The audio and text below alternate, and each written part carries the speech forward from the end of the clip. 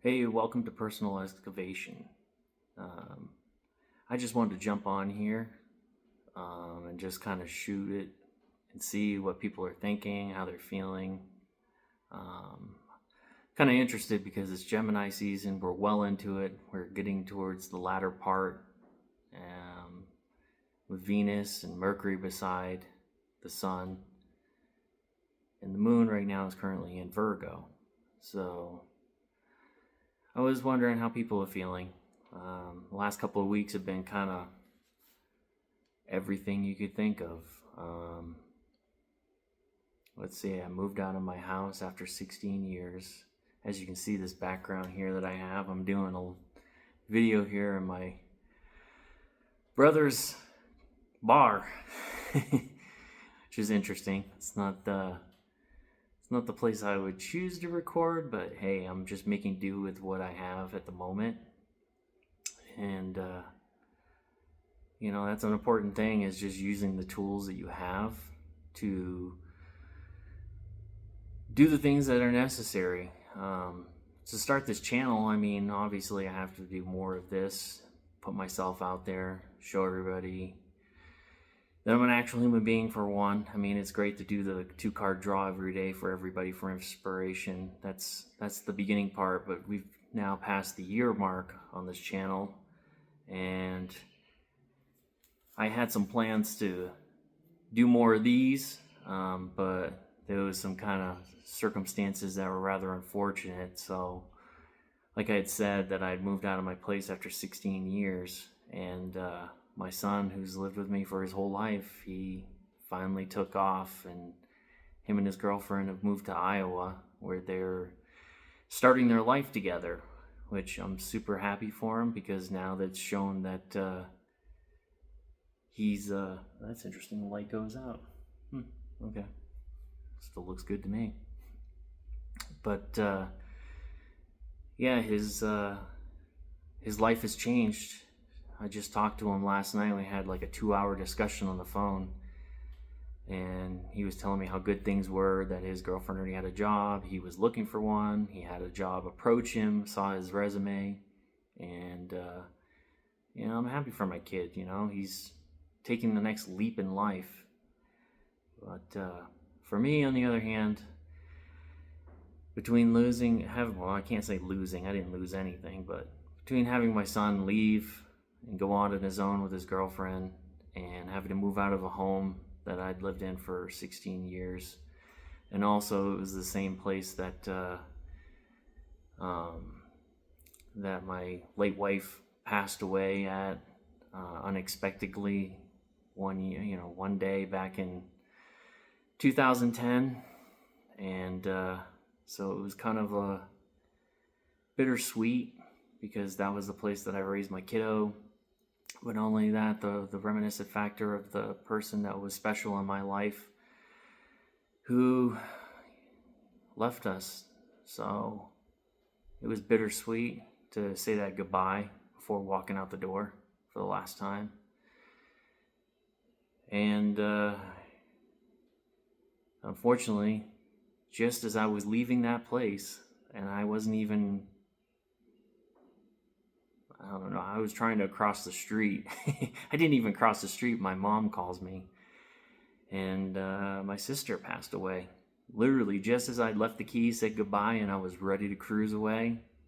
Yep, get that news that my sister passed away. And that was a tough one to suck up, but at the same time, my mom and I are aware of it, and everybody in my family knew my sister had we were pretty sure that it was something to do with alcoholism, to the point where she probably had misfunctioning kidney or liver, cirrhosis, whatever it may be. I don't know exactly, unfortunately, because she decided to take a road trip, and the person that she was in a relationship was in Arizona. Well, this person had lived with her for a while and decided they didn't want to live in Maine with her, so they told her that if she wanted to come out, she could, and she made that trip almost a year ago. I think it was around October, September, to be with this, her partner. So unfortunately, my sister and I didn't talk because the last discussion we had was she was talking about my mom, and she was upset about something, and my son piped in and told her that that you should be happy that you have a mother, and she got real upset about it, and she hung up on him. So that made me mad. It's been a while now since that occasion happened, but that really upset me, because if anybody should have understood something like that, especially as heartfelt as the way my son put it to her, that, it should have been her, because she liked my wife when she was around. They hung out together at the time that we were, there was a few times I lived in Maine, and my sister was always there, and she was hanging out with my, at the time my girlfriend, but she was my wife later on, obviously. But and they had a decent relationship. They talked to each other, but it was a multitude of things. My sister took it really hard when my dad passed away in 2016. And I'm sure that didn't help to make things any easier. But just so you know what's going on, I just don't want to reminisce too much, because it's still kind of an open wound, but at the same time, it's something I don't know, just wanted to reveal, because there's no sense in keeping any secrets. If I'm going to do something like this on a regular basis, I want to at least be open with who I am. And there's pieces of me, just like you and everyone else that watches this, that has the same thing that has happened in their life, or somebody close to them in this circumstance, so everybody can understand the feelings that are involved with it, and the multitude of emotions that we have to pick through to understand where everything is and in place. But after moving out, I've landed here at my brother's house. He's been super cool. He has a fifth wheel, and I'm literally camping out in his backyard as we speak. It's cool because it's summertime here in Colorado. It's really nice. A little hot right now. As I speak, we're probably in the upper 90s or mid 90s, so it's a little toasty. But the cool part is when it gets dark, there's a nice little fan in there, and it just sucks out the hot air. It gets kind of cool. By the time I wake up in the morning, I'm actually kind of chilly a little bit, but it's different. I'm just trying to get used to everything. It just seems like there's been a lot of difficulties. If it wasn't that, it was another thing. I just had something a couple of days ago happen. I've been hunting for a job for over a year, and I just can't seem to find anything. No matter how hard I try, put my resume out. I've probably blasted my resume more than I can even remember. I've probably applied to places multiple times, I guess I should say. So that's why I'm just kind of feeling out the energy out there and see what people are going through, because I know it's Gemini season and somebody out there is having good luck, because the people around me, they don't seem to be doing too bad. I've been trying to do some little bit of research on Vedic astrology. It's pretty much a weak point in my understanding, because there's a lot involved. There's a lot of history involved. But I don't know, like KRS Astrology, he's one of them. He's somebody else pushed him towards me, and right now he's kind of going through a period where he's talking about other stuff. But if you go back in his videos, he's got stuff where it gets kind of deep about like certain aspects of that type of astrology, and like deep patterns or things that arise in your life at certain periods in time. And I feel like that's probably what's going on, because I've had a pretty big transit. I've had Mars crossover, or I should say Pluto crossover my natal Mars back in the very beginning of this year. And one of the descriptions I read was that it basically, and for me, it's in my second house, because I'm a Sag ascendant, so that means the sun was up. Well, I was born at night, but basically where the sun would be is the ascendant, and so I'm a Sag rising, as they would say. But my Mars is considered in my second house. Well, if you know basic astrology and house placements, second house has to do with your material, your home, the tangible things essentially. Money is usually the biggest thing that most people are concerned with, so it's the easiest way to affiliate the second house is a basic understanding. But if you look at it from from that circumstance, one of the things that I read is that you go through a period of time where basically things are I don't know it right off the top of my head. I'd have to find it again, but basically it said something to the effect that everything is taken from you, and it usually has to do with your second house stuff.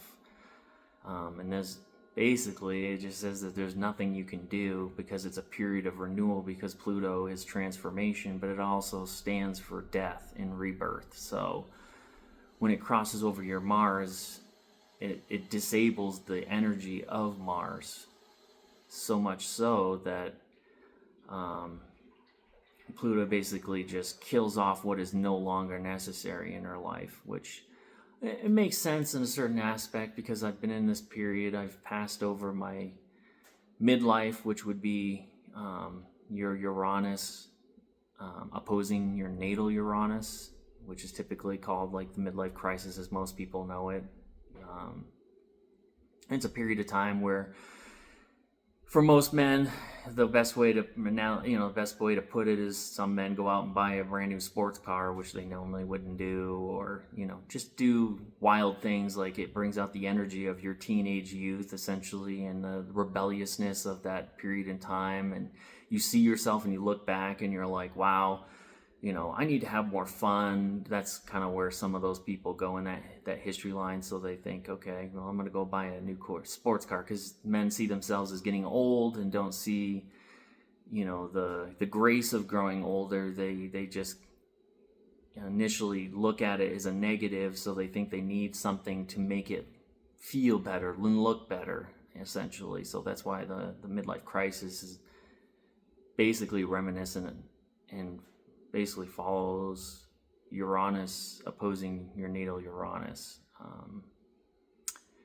So considering the time and place in my life, it doesn't surprise me. Plus, at 46, I've crossed halfway with the nodal. I just had my lunar return, where the nodes are like these invisible points that are in your chart, and you have a north and south node, and this goes back to Vedic astrology, but a lot of modern day astrologers and evolutionary astrologers recognize this because it has a lot of significance and it has patterns to it that they've actually considered it to be a legitimate placement to put in the charts. But basically you have a node which looks kind of like a horseshoe ring, one upside down and one upside up, and that's representative of the south and north node. So to keep it simple, a south node is kind of where your past life is. So if you had lived any past lives, that is the energy of what you used to be, and that's easy for you because you bring that back in this lifetime. So essentially that power is something that you harness, and it gives you the ability to make things happen. But the reality is the north node is considered your destiny point or your life path, essentially. So it's the life that we're meant to live. So like in my circumstances, my north node is in Libra. So, it has to do with diplomacy. Libra can also do a lot with relationships. One of my strong suits, because I have a midheaven there, which is another invisible placement, but everybody has it in their chart, is it gives me the ability to be a diplomat, a good negotiator. So if I was to ever take a career, maybe as a lawyer or a politician, or diplomacy would be a key word. Having that placement in Libra would be a very good aspect, and it would probably bring something out that I probably didn't recognize before, essentially. So it doesn't mean necessarily that those are the things you have to do. It has much broader meanings, but you want to follow your north node. Now, there's times and places when you want to utilize the energy of your south node, because that's the energy that was essentially, someone would say, God-given energy. That's kind of what the best way to clarify or associate it with is, there's this energy that you've lived before and it's very familiar to you and you can just harness it very easily.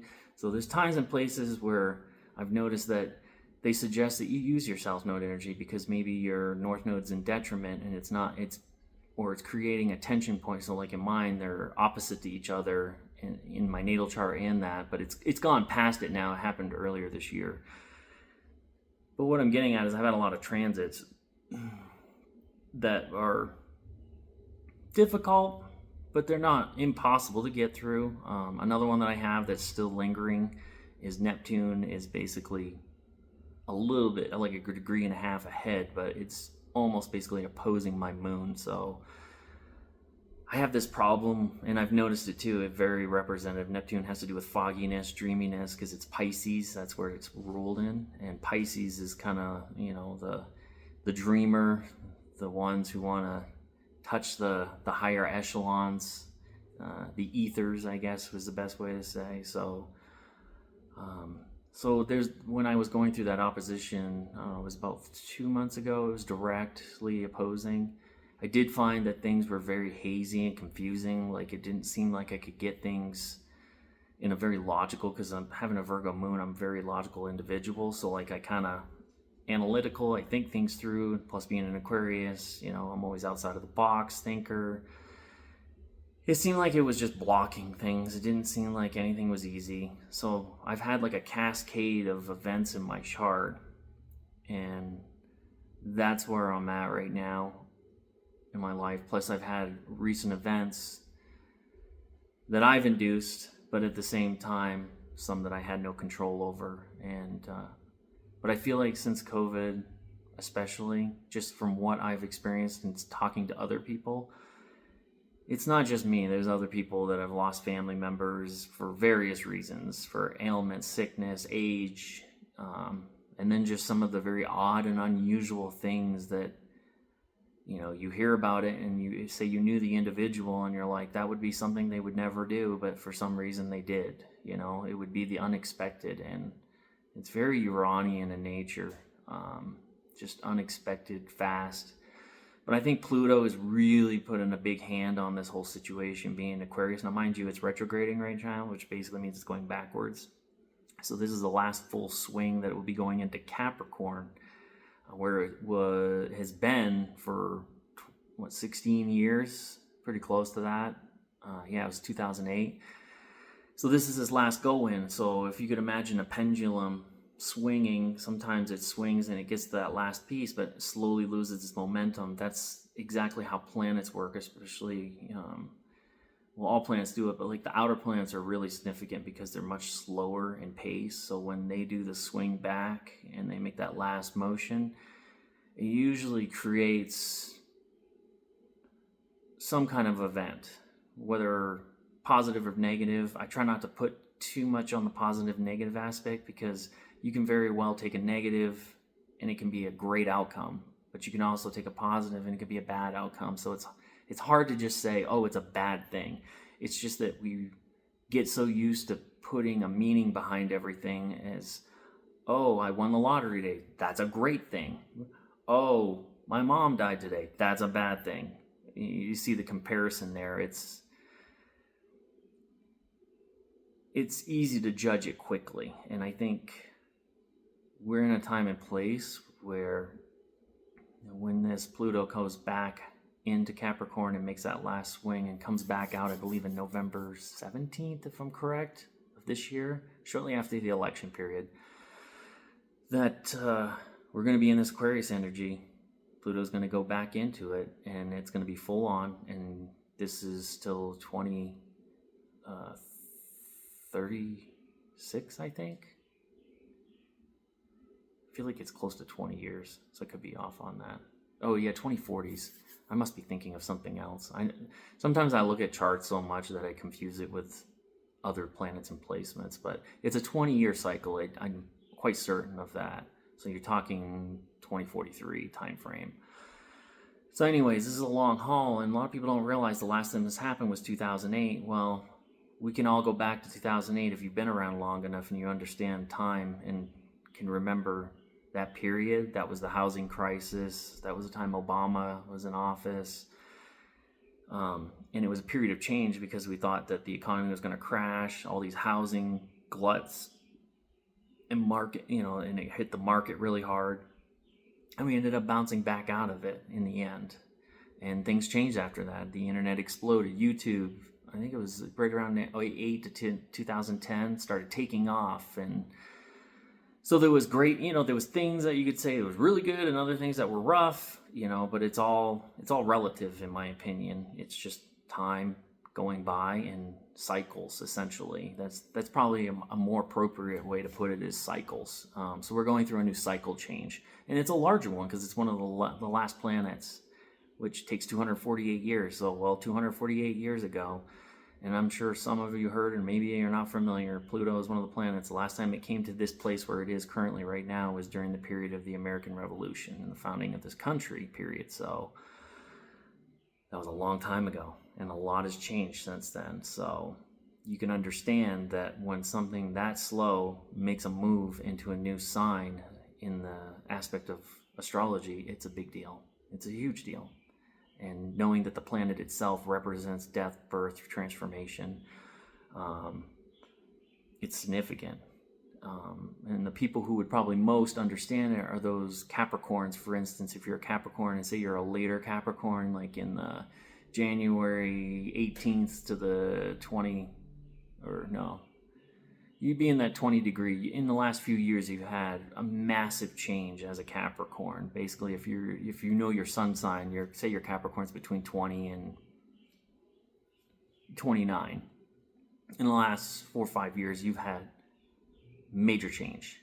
You've probably done something transformative, and you've probably created something new, and something came out of it. I like to think of it as kind of like the rising of the phoenix, because once you get through this last spell, for instance, and then they rise up and they've learned so much during that time of trial and error, and now they're ready to bloom. So if you're a Capricorn and you're in that degree or that time and place, you probably can at least be familiar with where I'm coming from with this, because there's probably something that you could pick out that has happened in the last few years that were momentous, whether it was, good or bad in your life as you would see it. But for Aquarians who are going through this, especially the early degrees, anybody born 0 to 10 degrees, if you want to play orbs and distance, which basically the effect of the planet to the degrees ahead, essentially, is kind of what an orb is. And since it's a slower planet, some people give it 10 degrees, some say 8, but somewhere's in that area. So basically someone who's a 1 degree to 8 degree, 10 degree Aquarius, you've felt this recently, like you've noticed it. Something is calling you. Something has either been purged from you now, because the very early degrees have already been hit, because it stopped at 2 degrees, almost, I think it got close to 3, but you've been hit. Something has happened, and it's swinging back, and it's going to come back forward. So, I was just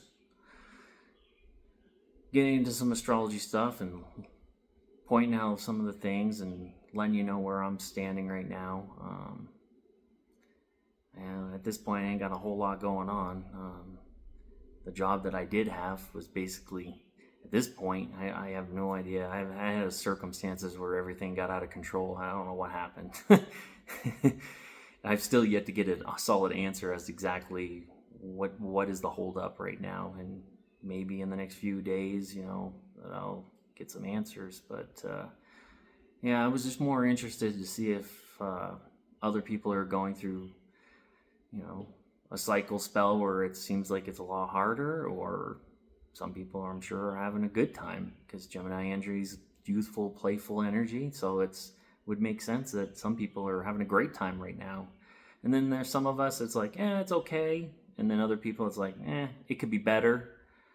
Because we're all on that end. And when it comes to astrology, everybody's chart's different. So it's hard to literally say that how you and me are going to relate to everything that's going in our current time and place astrologically are going to be the same is impossible. I mean, without seeing someone's chart to even understand it. Um,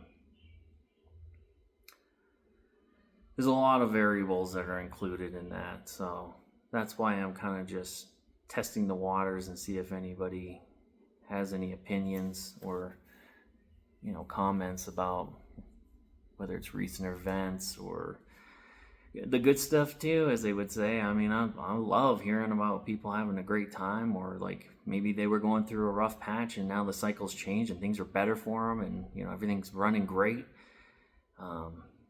I like that stuff. I mean, to me, that it tells me that everybody's going through something different, and I'm seeing that with the people I do talk to and I communicate with. But it's always nice for people who pay attention to astrology, might know a little bit about their chart or understand who their sun sign is, or relatable factors that they can take and throw back at me and be like, hey, I'm this and that. And so I'm gonna leave the comment open on this section. I know I haven't had comments open, but I figured now that I'm doing videos, we can start open some dialogue and start talking, so I can get from other people. With all the events that I've had recently, I really kind of had to blank my mind out for a while, and my plan was to start doing like a daily astrology video. Doing the 2-card thing is cool because it's a nice short that I have. If you haven't followed my channel, go to Personal Excavation. If you caught me in a hair right now, if you go into the shorts feed, I actually have, every day I do a 2-card draw, and I try to do a brief explanation of the meaning of the cards. And sometimes it's just intuitive. When I look at the cards, I don't really just go, oh, that's exactly what it means. For whatever reason, something comes across me and I just like, this seems to feel right, and I'll type it in there because it just seems to be the moment. Because it might not be exactly, but sometimes you have to be a little intuitive once in a while. I don't consider myself super intuitive. I studied astrology, I enjoy it. I think it's kind of fun. I like to share it with other people, and keep it simple. I mean, if I could get more people to pay attention to the basics of astrology and start getting an understanding, and maybe that's where I'll take the videos. Maybe I'll start with the simple things. What does the sun mean? And do a representation. The moon, because in evolutionary astrology is what I learned, and it comes down to the basics. There's the sun and the moon, and everything else follows suit. So everything follows to the pleasure of the sun and the moon when it comes to evolutionary astrology. They are the rulers of the chart. So usually you get a very clear message or a good understanding of the energies at the time and place just by looking at the sun and the moon. Now there's a lot more aspects that can be dug up from that point forward, but just to keep it simple, the way I'd like to do it is just what those two represent and what is going on right now. So for instance, right now we're in a sun in Gemini. It usually represents playfulness, and you can easily correlate it if you're in the northern hemisphere. I mean, you look outside, it's late spring, almost summer now. We're a matter of days away hitting summer, and people are happy because the sun is shining and the weather's nice and they get to go do stuff and they can be outside and they're not cooped up in their house. So there's this energy of youthful, playful fun because everybody wants to be outside. And then the other thing is, the schools, I think almost all of them are now letting out now, graduation-wise and so forth. So there's another element, because we just went through that where I'm at a month ago. So there's people who are graduating, so there's festivities and graduations, and that brings families together. And there's just another component that brings in more fun and enjoyable, youthful experiences and the playfulness that comes with it. Like the summertime usually means, running around in the grass barefoot if you have that, or if you're in the desert, walking on rocks. But you get my drift is, you have the sun in a playful, youthful energy right now. It's dualistic, so it has two sides of it, because Gemini can be good versus evil, or it's like a drama almost. It's like 1 minute they're this way, the next minute they're that way.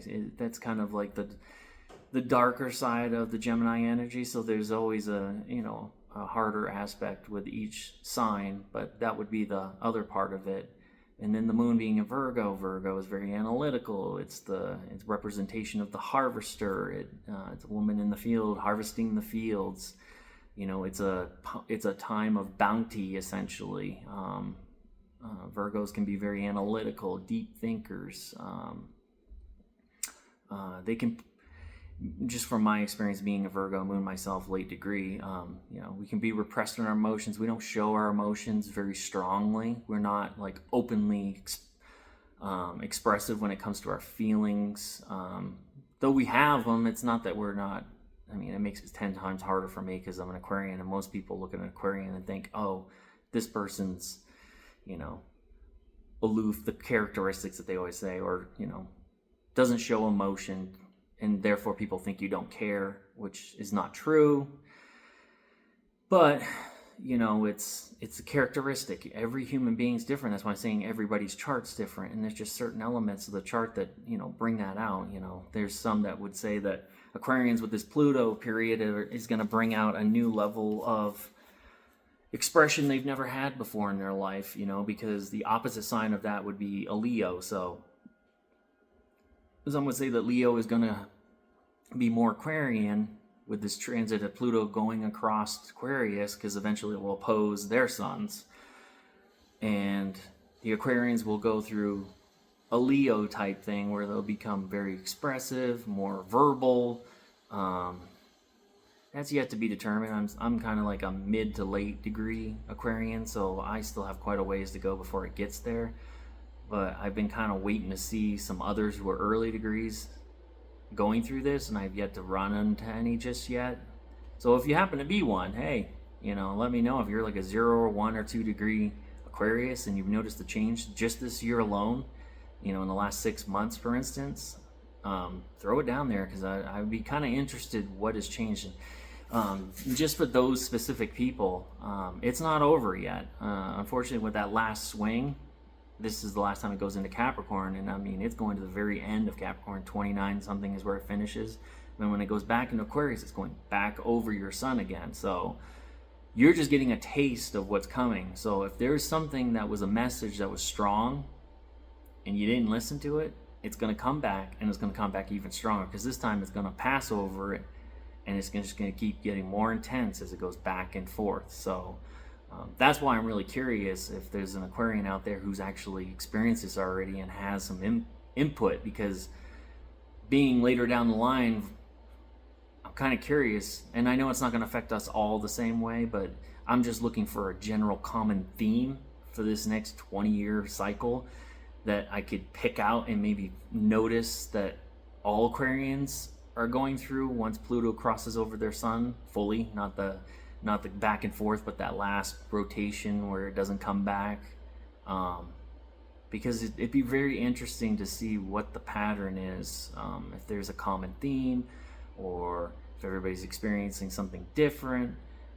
And once again, like I said, everybody's chart's different, so it probably could be different, but I feel like there's going to be something common. And, you know, like I said, some people have said that we'll be more expressive, more vocal, we'll be more like Leos, we'll be like, hey, and more excited, and, you know, more energetic. And another thing I've heard too is that we're supposed to be, with this transit too, it will create us to be more loving. So some, you know, a lot of people say that they feel like they don't feel Aquarians in a loving way, like they don't feel our energy, even though we might say that we love someone or we hug them.